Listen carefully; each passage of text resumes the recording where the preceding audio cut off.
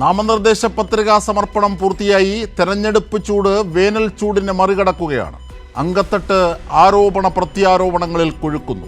പഴയ വടകര ബേപ്പൂർ മോഡലായ കൊലീബിയും ഇപ്പോഴത്തെ മറ്റത്തൂർ മാതൃകയും ഇപ്പോഴും തുടരുന്നു, ഈ നിയമസഭാ തെരഞ്ഞെടുപ്പിലും തുടരുന്നു എന്ന് പറയുന്നത് കോൺഗ്രസ് നേതാക്കന്മാർ തന്നെയാണ്. അവർ കോൺഗ്രസ് വിട്ട് പുറത്തു വന്നപ്പോൾ ആദ്യമായി പരസ്യമായി വെളിപ്പെടുത്തിയതും അതായിരുന്നു.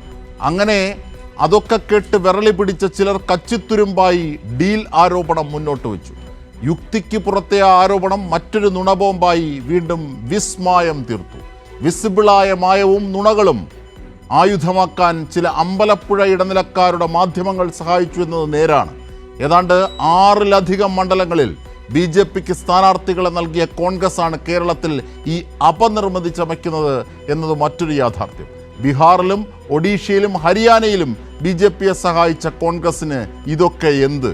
സ്വന്തം പാർട്ടി നേതാക്കന്മാരോട് സീറ്റിന് പണം വാങ്ങാൻ ഉളുപ്പില്ലാത്തവർക്ക് എന്ത് രാഷ്ട്രീയ മര്യാദ?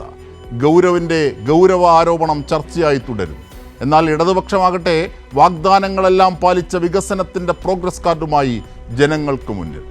ഏറ്റുമുട്ടട്ടെ, തുടരേണ്ടത് എന്തൊക്കെയാണെന്ന് ജനങ്ങൾക്ക് തിരിച്ചറിവുണ്ട്.